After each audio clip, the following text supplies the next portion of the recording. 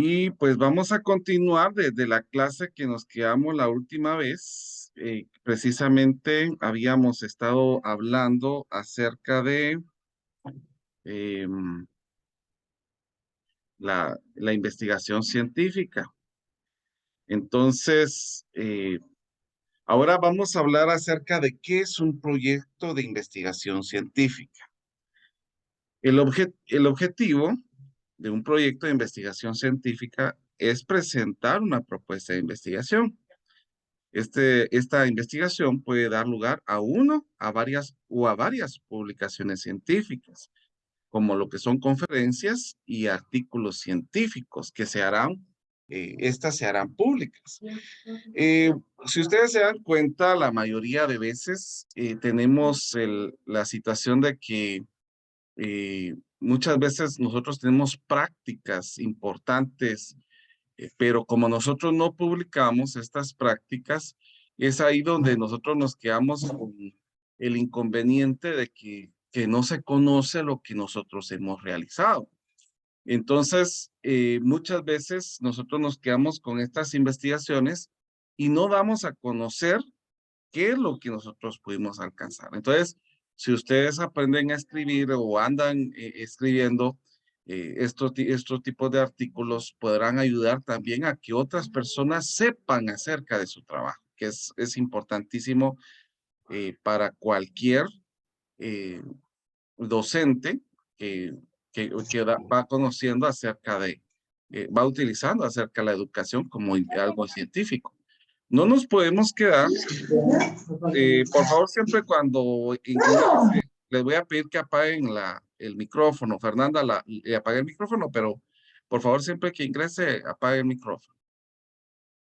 Bueno, entonces aquí va a ser importante que volvamos a tomar en cuenta esta situación de que no solamente nos quedemos con la idea, sino que aprovechemos para que estas investigaciones pues puedan ser publicadas. Inclusive, quiero comentarles, ustedes van a darse cuenta que la, las tesis, la investigación que ustedes tengan, pues van a ser publicadas, no en una revista, al menos que ustedes quieran hacer una publicación de una revista, pero sí en la biblioteca de la universidad. Esto va a ser algo que va a darse a conocer para cualquier persona que quiera acceder a su investigación.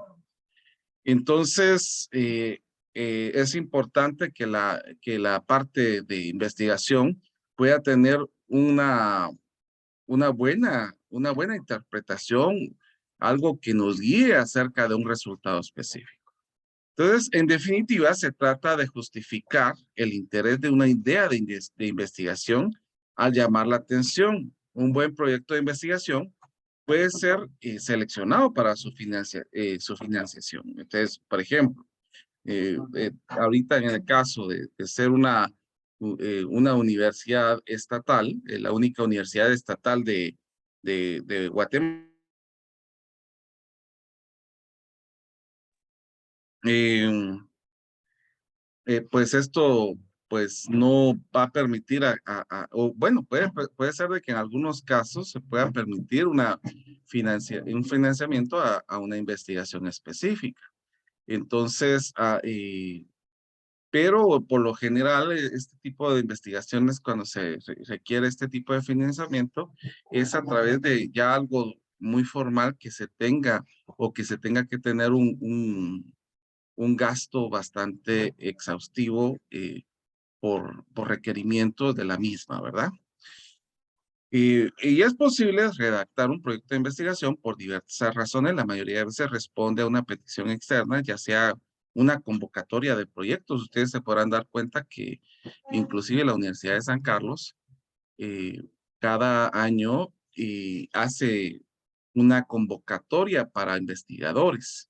Se pide que esta convocatoria por lo menos tengan artículos eh, eh, ya publicados en revistas Y es por eso que siempre se pide en esta situación. Entonces, esta convocatoria de proyectos da una oportunidad de financiamiento a una investigación, por ejemplo, el proyecto de un doctorado que se tenga, que ustedes sabrán que los costos para una maestría ya son pagos mensuales, al igual que el doctorado, entonces son pagos mensuales y son bastante elevados los pagos. Muy bien. Ahora, la característica de una investigación científica, entre las características principales del proceso de investigación científica se encuentra la siguiente: una hipótesis que debe ser comprobable, incluso aunque el resultado sea negarla, ¿verdad? Eso sería la situación. A veces, cuando nosotros hacemos una investigación que es cuantitativa, podemos tener una hipótesis que se le va a llamar hipótesis alternativa o hipótesis nula. Eso significa que se va a probar una de estas, ya sea la alternativa o ya sea la nula, pero eso se va viendo conforme a los resultados. La investigación debe involucrar el razonamiento deductivo para incluir las premisas y para llegar a una conclusión lógica, y el razonamiento inductivo para tomar un enfoque opuesto. Por ejemplo, en este caso es importante que no solamente nuestra redacción sea por escribir, sino que tenga una secuencia lógica, y esta secuencia lógica nos lleve a una conclusión específica. Y es por eso que aquí se habla acerca de razonamiento deductivo y razonamiento inductivo, que son procesos que ayudarían bastante para poder hacer una investigación científica. También debe estar comprobando una variable independiente, es decir, esto no cambia, y una variable dependiente, y esto que puede ser modificable. En el caso de la variable independiente, es la que domina a la otra variable. Por ejemplo, podemos decir, pensando en alguna situación, los estudiantes aprenden matemática, por ejemplo, haciendo uso de materiales eh, concretos.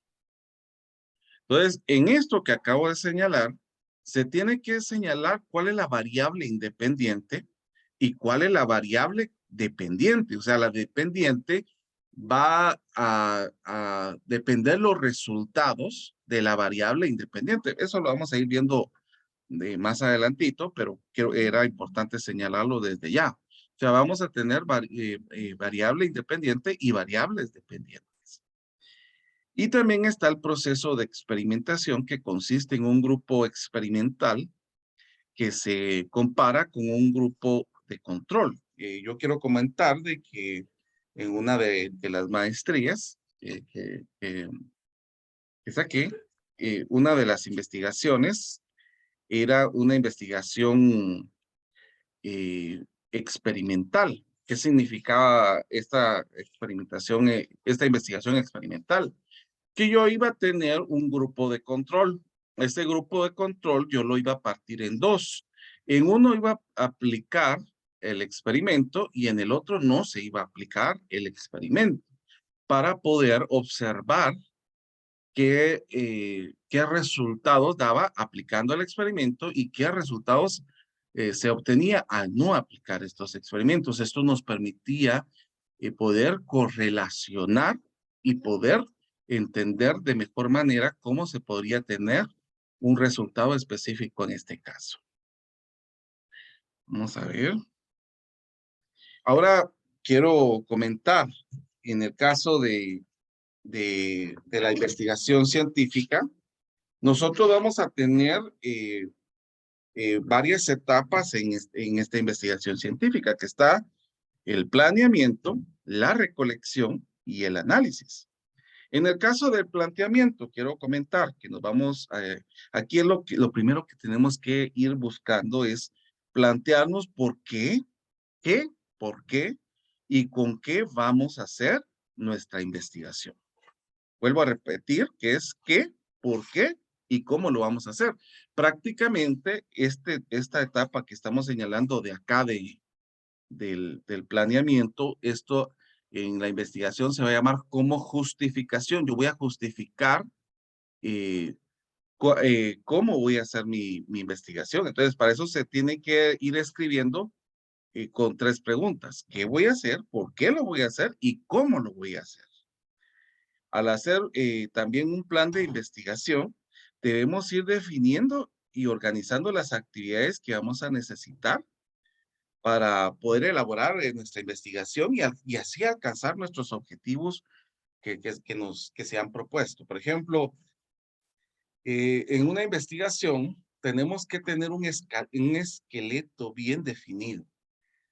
Primero irían preguntas, las preguntas problemas, o sea, ¿qué es lo que a mí me llama la atención para investigar? De estas preguntas problemas nos lleva a los objetivos de la investigación. Estos objetivos son los que me van a indicar a mí qué es lo que voy a ir haciendo. Entonces, los objetivos precisamente eh, nos puede ir guiando a nuestra investigación y tenemos que ir redactándolos de tal manera que tenga coherencia. Un objetivo, yo no lo voy a colocar por colocar, sino que puede ser que el anterior me dé alguna pauta para poder ir buscando en el posterior y así sucesivamente. Obviamente aquí podemos tener objetivos generales y objetivos específicos. Va a haber un objetivo general que se va a salir de la pregunta general y los objetivos específicos que van a salir de las preguntas derivadas, que vamos a ir viendo más adelante también esto. Ahora, aquí se debe identificar con claridad, en el caso del primer punto, que es el objeto de la investigación, se debe identificar con claridad y precisión el fin que se propone formulando el problema de que éste permita llegar a buscar las soluciones por medio del objetivo general y el específico. En esta fase vamos a contestar las siguientes preguntas. ¿Qué se va a investigar? ¿Cómo se va a realizar la investigación? ¿Cuándo se va a realizar la investigación? ¿Y dónde se va a realizar? Y la misma, ¿verdad? Entonces, al tener estas preguntas, nos va a ayudar a conocer la población donde vamos a hacer la investigación. Y este tipo de datos se requieren, se van a requerir para para informar, perdón, a las personas los resultados que se van obteniendo. Entonces, entre la población que nosotros podamos tener, por eso de que nuestra investigación tiene que ser bien delimitada, porque si yo voy a hablar la enseñanza, por ejemplo, de un tema de química, podemos señalar la enseñanza de el balanceo de ecuaciones químicas. Bueno, entonces aquí esto queda muy amplio, la enseñanza, porque yo no estoy señalando ni el lugar, ni en qué tiempo, ni cuánto voy a utilizar. Entonces esto queda demasiado ambiguo y esto no permite especificar qué es lo que nosotros queremos buscar en la investigación. Entonces tenemos que ir escribiendo algo que vaya delimitado. Por ejemplo, puede ser la enseñanza de las ecuaciones químicas eh, con, con alguna metodología en las zonas, ¿qué podría ser yo? 9, 10 y 11, por ejemplo, de institutos públicos o institutos privados. Ahí ya queda a discreción de ustedes, pues ustedes tienen que empezar a delimitar el problema. Bueno, entonces, aquí vamos a tener algunas situaciones que nos va a llevar a buscar esta situación. Entonces, el objeto de investigación nos va a guiar nuestro proceso. Ese va a ser nuestro esqueleto. Lo segundo, que es la unidad de investigación. La unidad de investigación es la fuente de información, o sea, en este caso, ¿a quién va dirigida la investigación? La cual puede ser una persona, una familia, una vivienda, un establecimiento educativo, inclusive una región escolar, etcétera, etcétera. Entonces, esta tiene que ser clara para que sea entendido por todos, además adecuada al tipo de investigación que se pueda medir y comparar con los resultados obtenidos en otras investigaciones similares. Entonces, lo primero que quiero que ustedes sepan en cuanto a la investigación, que cuando a ustedes les corresponda introducirse a la investigación científica, Primero es ver que, bueno, yo tengo entendido que en la unidad de formación le van a pedir 10 investigaciones similares a las que usted tiene, que no sean a una distancia de, de 10 años. Entonces, en este caso, las investigaciones pueden ser internacionales o pueden ser locales, ¿verdad? Que eso es importante que ustedes lo sepan.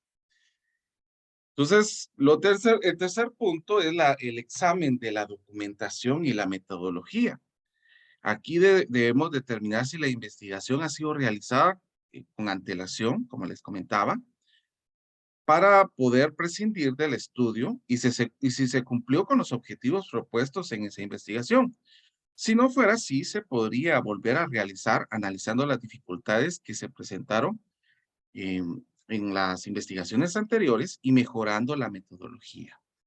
Quiero comentar, y obviamente, pues ustedes sabrán de que la Universidad de San Carlos, a partir de un suceso que fue muy famoso, que se había encontrado un plagio, ya ahora precisamente se utilizan programas para observar el plagio. Entonces, una investigación no puede ser la misma que ya ha sido investigada, pero sí puede ser adaptada a su entorno, al entorno que nosotros tenemos, ¿verdad? Entonces, es importante esta evaluación de la documentación. Entonces, el tema que nosotros queramos aplicar, miremos que sean similares, pero no el mismo, que eso es importante señalarlo, ¿verdad? Ahora, el cuarto punto del planteamiento es el método de observación. Entonces, después de plantearse el objetivo de investigación, eh, vamos a determinar que el estudio ha sido realizado, no sea, o no ha sido realizado, entonces tenemos que requerir de actualizar nuestra información y por ello utilizar un método que nos ayude a estudiar a la población o por lo menos una parte de ella, ¿verdad? Que en este caso, si la población es demasiado grande, podemos sacar muestras de estos para poder hacer esta investigación. Entonces, actualmente se utiliza el muestreo. Entonces, hay dos tipos de muestreo que ustedes van a ir conociendo, ¿verdad? Que en el caso de los muestreos, bueno, está primero el muestreo probabilístico, que es aleatorio y al azar.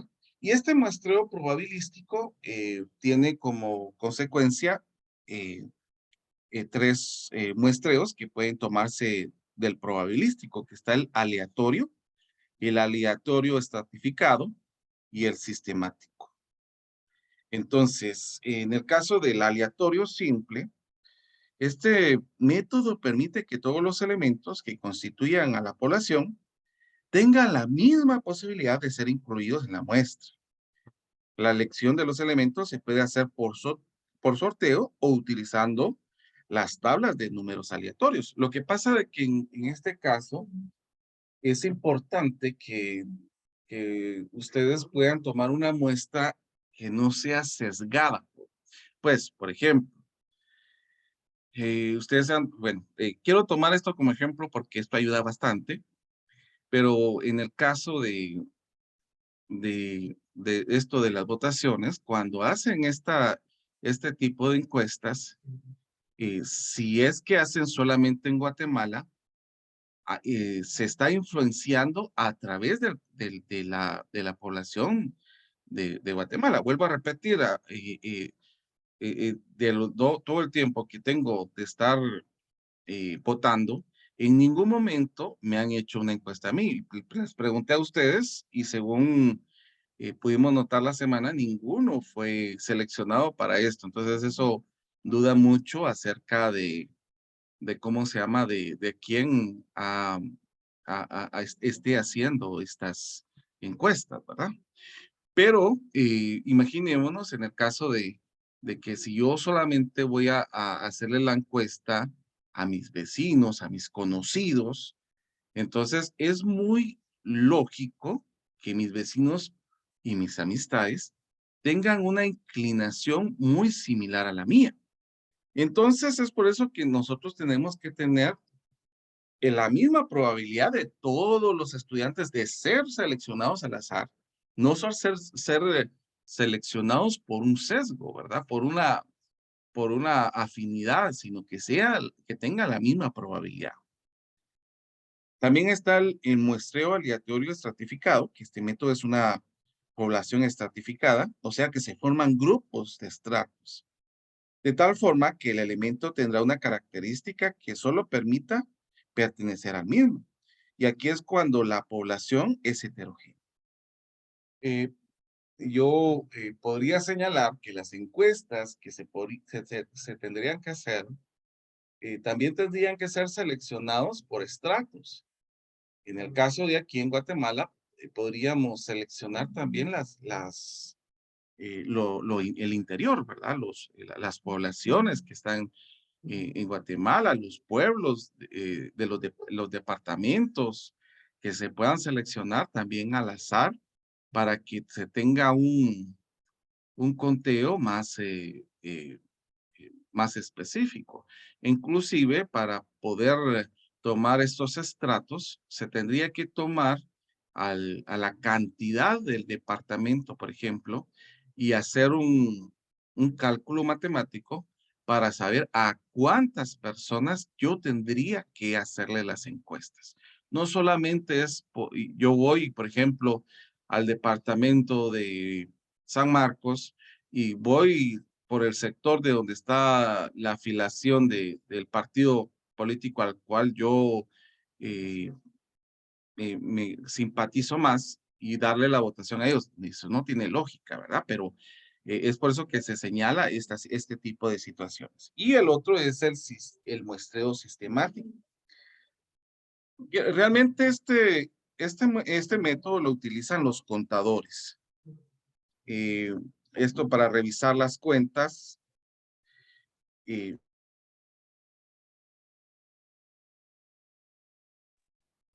eh, lo utilizan los contadores, como les estaba comentando, para realizar las sumas, las cuentas, y consiste en determinar primero el intervalo que se ha obtenido para dividir el tamaño de la población por el de la muestra. Luego, ya aleatoriamente, se va tomando en observación, por ejemplo, que tengamos del 1 al 10 que se han seleccionado, la observación del 5 y el intervalo es 10. Y de la segunda observación será 15 y luego será 25 y así sucesivamente.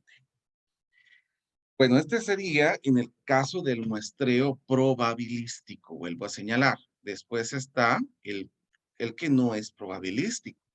Aquí se toma la muestra de cualquier tamaño y elementos que se seleccionan de acuerdo con la opinión o juicio que tenga el investigador sobre la población.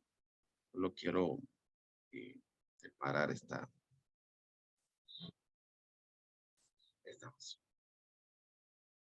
Entonces, ahora en el caso del proceso de recolección, quiero comentar de que los objetivos nos van a ayudar a tomar los procesos de recolección. Y es por eso que es muy importante los objetivos que tengamos. Entonces, el proceso de recolección va a ser muy importante. Entonces, entre el proceso de recolección de datos, tenemos el cuestionario, censos, las encuestas y las entrevistas.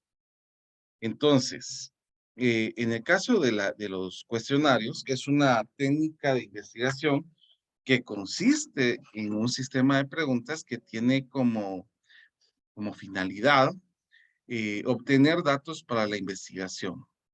Aquí es muy importante que las preguntas estén bien redactadas con el orden de la importancia que nosotros estemos buscando.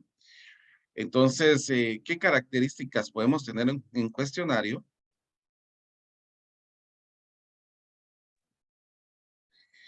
Claridad en la terminología empleada para realizar las preguntas, usar códigos convenientes para hacer procesada la información en una computadora, que eso va a ser importante, no ser extensos, por ejemplo, yo no voy a hacer un cuestionario de 100 preguntas para evitar que no se respondan de forma inadecuada, sino que tenemos que ser bastante puntuales a lo que nosotros estamos buscando.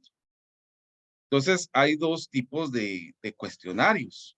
Está el cuestionario de preguntas restringidas, que son cerrados, y está el cuestionario de preguntas no restringidas, que son los abiertos. Quiero señalar aquí esto es muy importante. En el caso de lo que nosotros vamos a estar usando para utilizar una estadística en investigación y el proyecto que vamos a hacer en el curso, tenemos que buscar que en los cuestionarios den resultados que puedan ser medibles numéricamente para hacer un proceso estadístico en las preguntas, ¿verdad?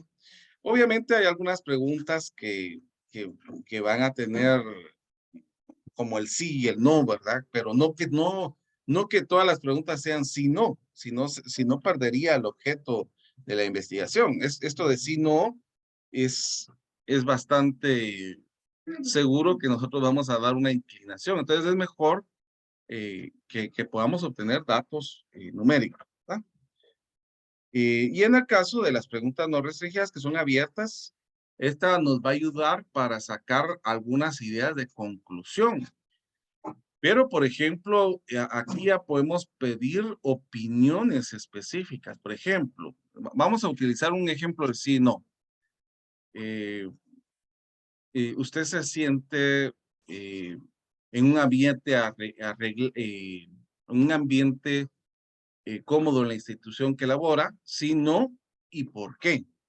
Entonces, ahí tenemos el cerrado con el sí y no, y el por qué, porque en este caso ellos van a dar ya una opinión particular acerca de los sucesos que están teniendo, ¿verdad?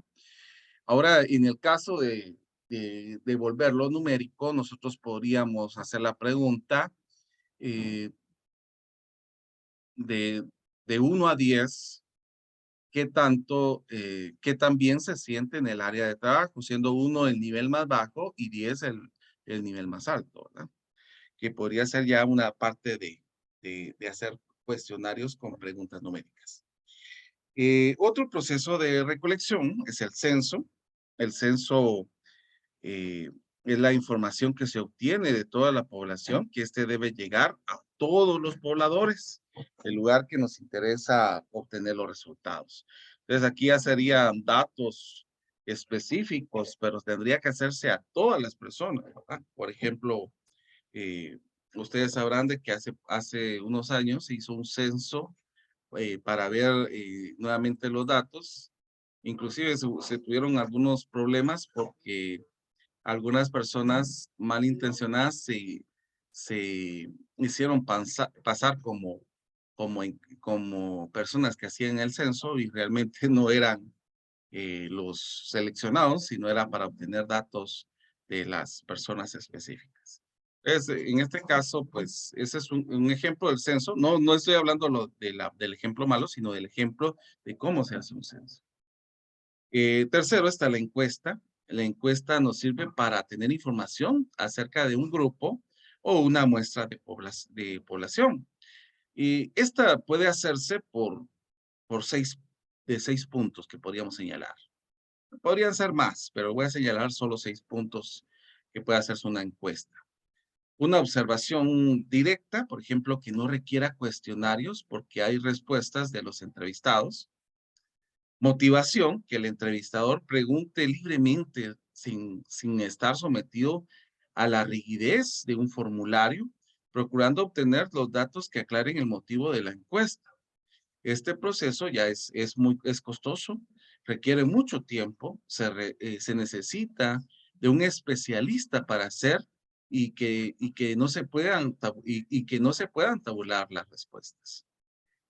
Eh, lo tercero, que sería por llamadas telefónicas que se hacen, que se emplean por lo menos en los estudios de radio y televisión. Lo cuarto, que sean por correos electrónicos. El quinto, que es entrega personal de cuestionario. El sexto, que es panel. Y hay muchos más, ¿verdad? Y la cuarta, que es la entrevista. Aquí hay dos tipos de entrevista, que está la entrevista dirigida y la entrevista no dirigida. Aquí la entrevista consiste en la conversación entre entre dos personas que permitan recolectar el mayor número de cuestionarios que se obtengan las respuestas de las preguntas que nosotros necesitamos. Aquí se va a aclarar las dudas del informante y que se puedan tener comprobaciones acerca de las mismas. Entre los tipos de entrevista que habíamos señalado, que está la dirigida, estas siguen un patrón ya establecido eh, acerca de un cuestionario que va a ser la guía. Y la entrevista no dirigida eh, va a quedar sujeta a la iniciativa total del entrevistado. Entonces, entre las ventajas, aquí podemos tener ventajas y desventajas. Ustedes pueden ir buscando cuál es la que más sirva para estas situaciones. Entonces es importante que se pueda tener una idea muy clara. Vamos a continuar de la recolección de datos. Después de haber hecho el proceso de recolección, vamos a recolectar los datos. Y aquí es donde se hace ya el análisis estadístico, que incluye los siguientes pasos. Primero, definir los objetivos de la investigación o el experimento, definir la variable y la población de interés, definir esquemas para recolectar y medir los datos, determinar las técnicas para realizar el análisis de datos descriptivos e inferenciales. Y los errores que se puedan presentar en la recolección de datos está la medición o cuantificación de la característica del entrevistador y la influencia negativa del mismo, el mal diseño del cuestionario y también la falta de instrucciones o instrucciones que son imprecisas. Solo permítame que quiero quitar del anterior que había visto que se había ido una simbología. Entonces, obviamente, entre los errores, nosotros vamos a tratar de minimizar estas mismas situaciones para eh, que no tengamos problema en cuanto al uso de estas situaciones. Entonces, lo mejor es ir utilizando, minimizando estos errores y tratar de ver un plan A, un plan B, un plan C acerca de estas situaciones. Entonces aquí tenemos que ir observando que, que las situaciones no vayan favorable a mi opinión personal, porque si no, en este caso, la investigación quedaría sin objeto, porque nosotros estamos llegando a lo que nosotros estamos buscando, o sea, que la hipótesis va a quedar muy inconclusa, no va a quedar algo favorable y no podríamos determinar la ventaja perdón, el que aprobemos la hipótesis alternativa o la hipótesis nula, ¿verdad? Entonces, es importante eso también que cuando nosotros hagamos en cuestionarios o entrevistas, que tengan instrucciones bien específicas y no que dejen al entrevistado con muchas dudas, ¿verdad? Que eso es importante que lo sepamos. No tratar de ir, ¿cómo se llama? Dejando una investigación con estas situaciones que puedan conducir mal a nuestra investigación. Inclusive con esto, pues quedarían más dudas que lo que nosotros quisiéramos buscar y pues no tendría una satisfacción, un satisfactorio en una investigación por la falta de ideas que se puedan tener de la misma. Entonces, lo mejor es ir ajustando la investigación a tener ya una respuesta específica. Ahora, en el caso del el último paso, que es el procesamiento de análisis, aquí tenemos que tener un análisis de información estadística. Entonces, aquí hay que tener en cuenta la base de datos que son los datos que deben estar bien estructurados, el diseño metodológico, que en este caso, pues, eh, es acerca de la metodología que debe ser coherente con el procesamiento que debe identificar la prueba correcta según el tipo de variables para buscar em, la significancia estadística, y un software específico que utiliza las ventajas de los distintos software que mejor es que mejor se adapten a lo que nosotros vayamos a hacer. Yo el miércoles que pasó, precisamente les estaba señalando que no, eh, no, y que íbamos a utilizar como Excel para que aprendamos a utilizar bien bueno, había utilizado el término ofimática, pero nos vamos a guiar más en Excel para aprender a hacer los procesamientos de estadísticos de la mejor manera. Obviamente, pues hay varios, pero por la naturaleza del curso vamos a utilizar lo que nos quede más estable. Y quisiera saber si hay alguna duda en cuanto a lo que se ha hablado, por favor.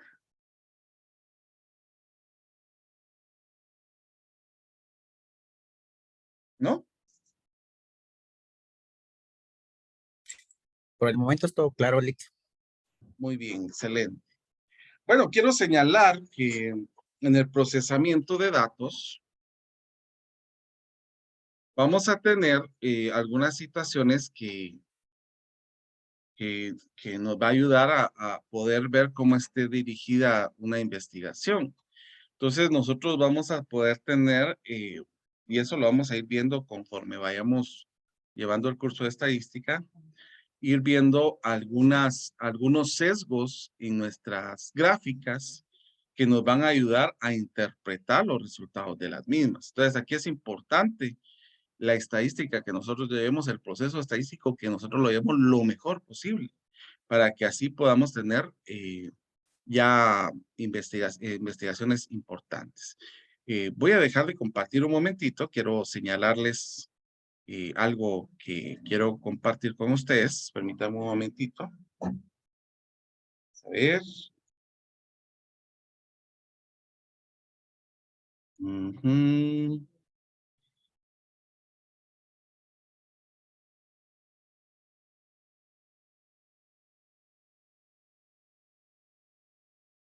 Solo quiero ver si... Aquí está. Bueno, entonces voy a volver a compartir. Quiero compartir para que ustedes vayan observando. Precisamente esta es la tesis que les estaba comentando, que precisamente es de la segunda maestría. Y quiero enseñar solamente el esquema de cómo es que se hace una investigación específica. Entonces, eh, vamos a ir viendo en el índice, por ejemplo, que se va viendo el resumen, la introducción, el capítulo. Esto del capítulo tiene que ir guiado con las variables, el marco contextual, ya las variables que es aprendizaje de matemática, el enfoque ontosemiótico, herramientas digitales, y ya después el capítulo 6 que viene la presentación de resultados, que precisamente está el proceso de validación, proceso de tratamiento de datos, distancia entre el diseño proyectado y emergente, la caracterización de la población, los resultados de los conocimientos fundamentales, como les había comentado, esta fue una investigación experimental del pretest, del post-test, la correlación del pretest y el post-test, preguntas a los estudiantes acerca del enfoque ontosemiótico, que era una de las variables que tenía, la configuración epistémica cognitiva, la idoneidad didáctica, las herramientas virtuales. Ya después de tener el proceso estadístico, nos fuimos al análisis y discusión de resultados, o sea, ¿qué resultados obtuve de esta? ¿Qué resultados obtuve de esto? ¿Qué resultados obtuve de esto? ¿Cuál es la relación entre el aprendizaje y la aplicación y la comprobación de la hipótesis? Y el capítulo 8 fue una propuesta de la enseñanza acerca del enfoque ontosemiótico. Me voy a ir casi a lo último para ir enseñando cómo es que se hace precisamente los datos que se van haciendo principales. Permítame un momentito. Entonces, entre los anexos está el plan de investigación donde están los antecedentes. Los antecedentes, si ustedes observan, se hace buscando temas que sean similares, pero no igual al tema que yo elegí. Entonces, si ustedes se dan cuenta, pues lo mínimo entre la distancia son de 10 años. Entonces, se tuvieron que buscar 10 investigaciones que eran similares. Vuelvo a señalar, y ustedes pueden notar los años, la distancia entre los años, no son muy distanciados, sino que son bastante cercanos. Después de ello, después de estas, viene la delimitación del problema. Entonces, aquí ya vengo señalando qué es lo que voy a ir especializándome en mi investigación. Y aquí vienen las preguntas de investigación. Aquí es la pregunta general, que era cómo el aprendizaje de los estudiantes de profesorado de ciencias medias en ciencias especializadas en física matemática se ve influenciado por la aplicación de las herramientas digitales, aplicando el enfoque autosemiótico por los docentes. Después viene la pregunta de las preguntas derivadas. De esta misma pregunta tienen que salir 3 o 4 preguntas. Entonces, la pregunta es, ¿qué resultados cognitivos del tema de las funciones exponenciales y logarítmicas se obtienen al utilizar las herramientas digitales con el enfoque ontosemiótico? ¿Qué herramientas digitales se pueden utilizar para la enseñanza de funciones exponenciales y logarítmicas? ¿Qué correlación cognitiva se puede obtener al enseñar las funciones exponenciales y logarítmicas con el uso de las herramientas tradicionales y digitales? ¿Y qué propuesta didáctica existe acerca de la utilización de herramientas digitales haciendo el uso del enfoque ontosemiótico en el tema de funciones exponenciales y logarítmicas? Entonces, esto viene en la parte del planteamiento y tienen que estar eh, eh, derivadas de esta pregunta. Entonces, eso es importante. La pregunta de investigación tiene que sacar las preguntas derivadas. Después viene la justificación, que era las preguntas, las respuestas a lo que yo les estaba comentando, el qué, para qué, con qué íbamos a hacer la investigación. Entonces, esto se va redactando en un proceso ya de una lectura fluida. No voy a ir contestando, la primera pregunta se contesta así, sino que se va contestando en nuestra escritura. Ustedes pueden ir citando precisamente. Después viene el planteamiento del problema, cómo está el planteamiento del problema, y para llegar a los objetivos general, que si ustedes se dan cuenta, la pregunta problema tiene relación con el objetivo general. Y los objetivos específicos salen de, de las preguntas derivadas. Ahora, quiero comentar de que los objetivos tienen que estar escritos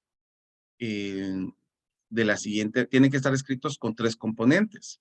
El verbo, lo que se va a hacer y para qué se va a hacer. Por ejemplo, determinar los resultados cognitivos que se obtienen al utilizar las herramientas digitales haciendo uso del enfoque ontosemiótico. Y aquí viene el para qué, con el fin de buscar propuestas para mejorar la aplicación de diversos temas. Miren, correlacionar el aprendizaje al enseñar las funciones exponenciales y logarítmicas con herramientas tradicionales y digitales, haciendo el uso del enfoque ontosimétrico con fin de verificar el tipo de relación. Entonces, aquí se va viendo el verbo, lo que se va a hacer y para qué se va a hacer, que sería lo último. Entonces, que eso es importante. Y como les había comentado, la hipótesis. Vamos a tener 2 hipótesis. Las hipótesis que es la alternativa y la hipótesis nula. Entonces, por ejemplo, mi hipótesis nula, bueno, voy a irme primero a la hipótesis alternativa.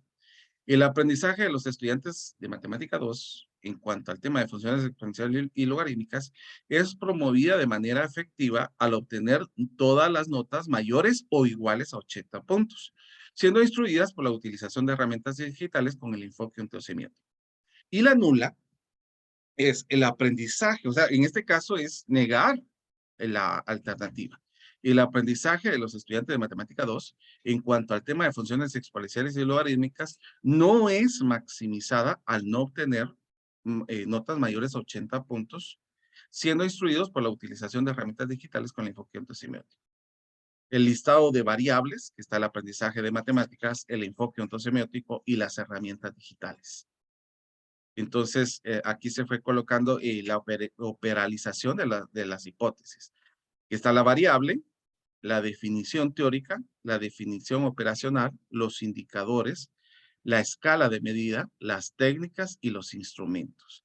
Por ejemplo, aquí tengo la variable y la definición teórica tiene que ser definida por alguien que ya haya publicado. La definición operacional es lo que yo voy a hacer para esta investigación. Los indicadores, ¿qué me indica que alguien esté aprendiendo matemática?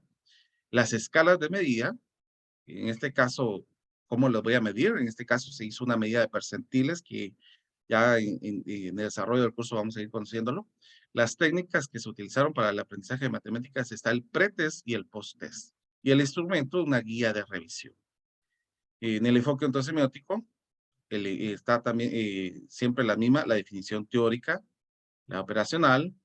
Aquí están los indicadores, que hay una configuración didáctica inicial y una configuración didáctica final. La escala, que es una asimilación del objeto matemático, y la medida en percentiles. Aquí es un post-test y la observación es para poder medir las situaciones. Después las herramientas digitales, la definición teórica, la operacional.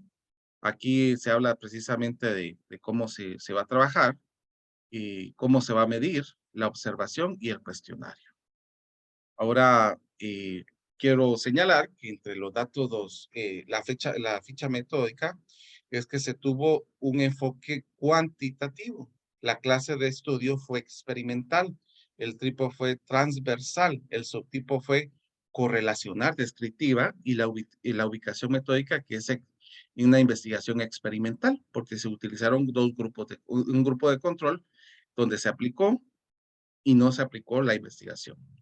Entonces, si ustedes observan, la tesis está en la biblioteca, ustedes la pueden buscar en la biblioteca virtual para que les pueda servir como guía si es que les llama la atención. Pero quiero ir señalando, vamos a ver, permítanme un momentito que lo que quiero es ir viendo la parte estadística que quiero que ustedes miren. A ver. mm, Entonces, por ejemplo, aquí viene la presentación de resultados que ya son gestiones estadísticas.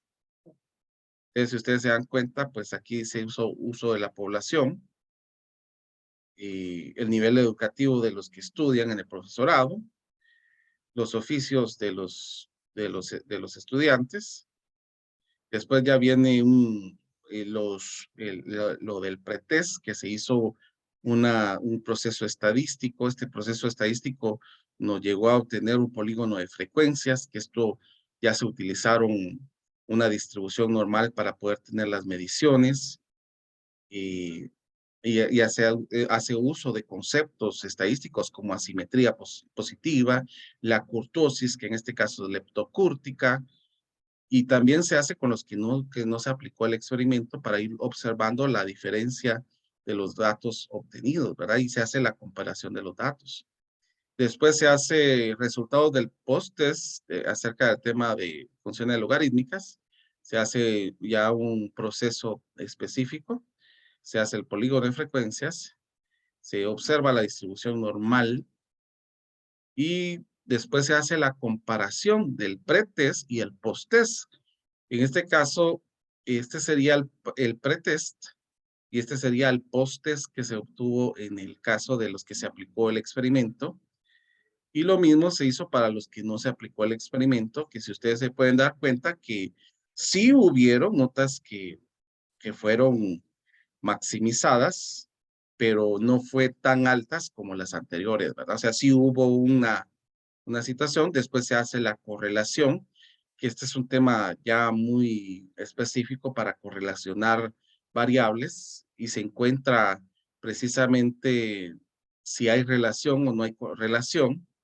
Después se hace una aplicación acerca de enfoque ontosemiótico y se hace la idoneidad didáctica por medio de una gráfica radial También se hace, como eran tres variables, también se hace para las herramientas virtuales o estadística.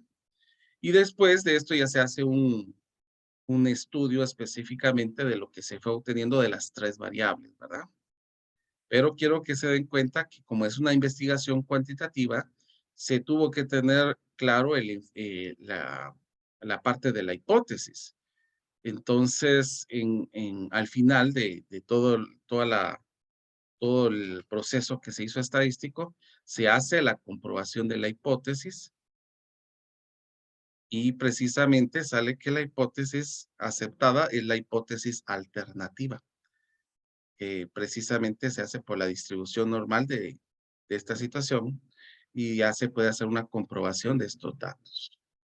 Entonces ya se hace la conclusión, las conclusiones salen precisamente de los objetivos y de los objetivos salen las conclusiones.